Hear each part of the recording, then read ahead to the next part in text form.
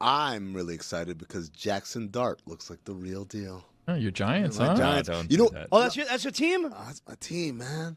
I said being a Giants fan is the most rewarding thing in my life because I know once a decade we're going to win a Super Bowl. Every year, every decade of my life, they've won a Super Bowl.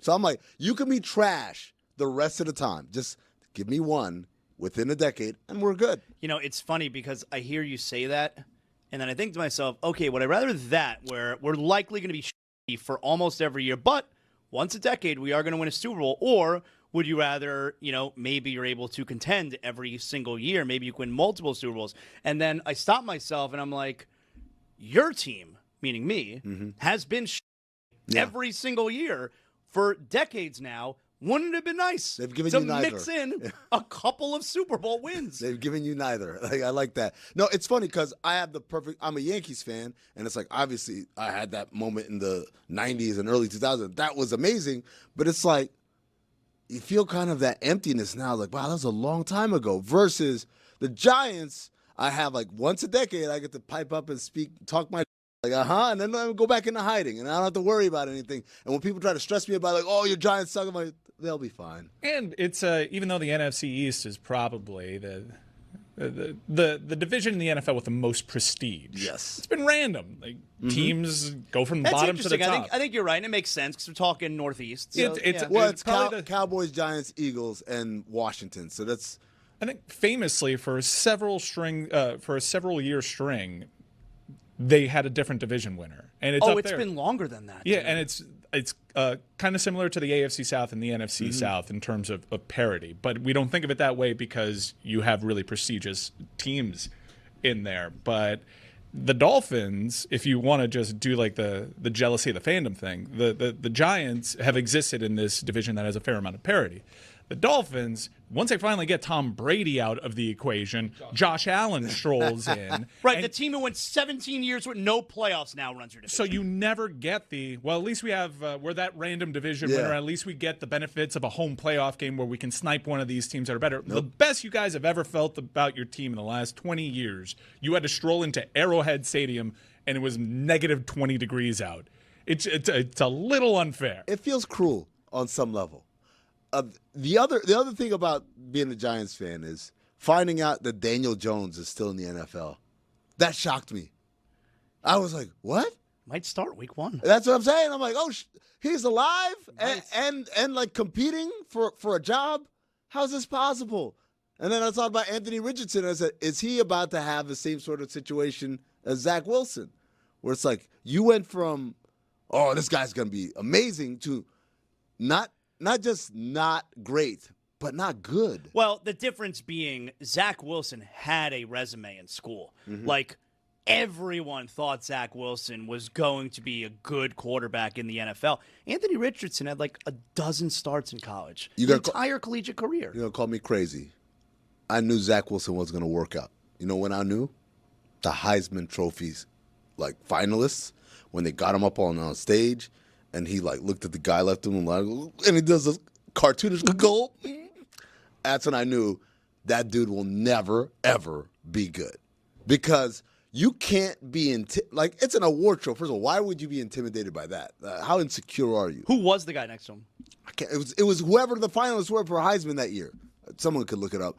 But I swear to God, if video can find it, it is the funniest thing ever. Because and the finalists for Heisman, and they all like step up onto the stage, and it's like he's a little shorter than other guys, and he looks to the left and looks to the right, and his eyes get wide, and then Is that the draft or the Heisman? I think you might be conflating the two. Oh, it's draft. Where all the draft first round guys step up, and then he's there like I remember- visibly smaller than everybody. Maybe it Looks was the around draft. like, ugh. Yeah, I remember him being memeable from the draft. Yeah. I don't Maybe- even recall him being in New York for the Heisman finalists. It may be. He had a big season. Maybe I stand corrected. But either Easy way, to conflate the two. it was before he played an NFL second. It was good scouting on your part, though, Dog. because you saw and you're like, 'cause he does there's suck. fear in those eyes. Fear, and then the gulp, and then so you could see in his mind, like, come on, Zach, pep up. You're just as good as these guys. And he stands up. He's like, he tries to puff off his chest. I'm like, get the hell out of here, man. You're supposed to be a leader in a locker room. You're supposed to tell people what to do. You're like, oh, I don't know. These guys look kind of big, Mom. So he has a big arm, but he's undersized, turnover prone. He has a big arm, but he takes sacks, and oftentimes the ball ends up in the other team's hands. So what does Zach Wilson actually bring to the table to earn $6 million Sucks. and another opportunity? A hot Is mom. Is it the fact that he has starting experience and teams value that?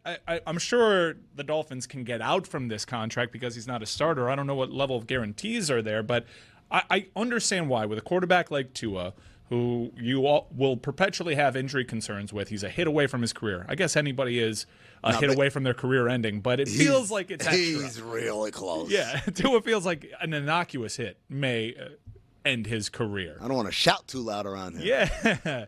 So are you comfortable with going with Quinn Ewers as your backup quarterback when Quinn Ewers also is undersized? As opposed to Wilson? I'm trying to figure out what he tough. brings to the table. Like, if it's experience, I'm pretty sure an experienced quarterback is going to get cut around the league that you can bring in. Where's Tannehill?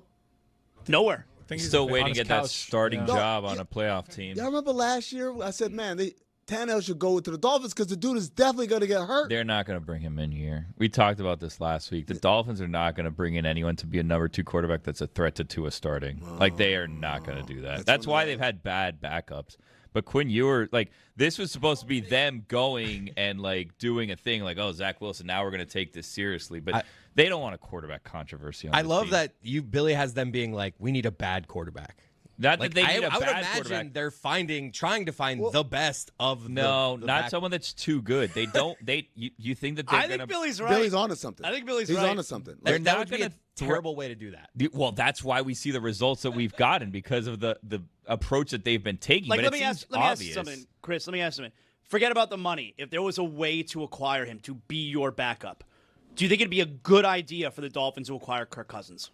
Oh, yes. I'm with you. And I would say no because of exactly what Billy's talking about. And because I he's wouldn't good worry enough. about Tua's feelings. He's good. I would just be like, if I'm Chris Greer, like, I want the second best quarterback that I can possibly find in the amount of money I have to spend on a backup. They could have signed Jameis Winston if they wanted to for another one I for would've a gotten. 2-year deal worth great. the same as Zach Wilson's 1-year deal, and they didn't do eat it. some He would've been dubs. great, man. Well, and you know why they don't do that, though? Because of exactly what Billy's talking about.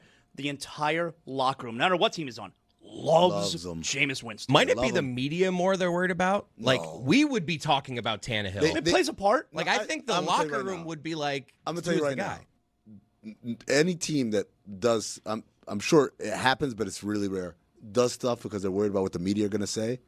Like, unless it's an off the field issue, that doesn't exist. But right? that's where that narrative would be bigger. But what Billy's saying is absolutely right. Where it's like, you want a guy who's good, but not too good, because we don't want to kind of upset the golden goose and push back. It on also that. shows kind of like, I don't know how much they actually believe in Tua if that's the approach, right?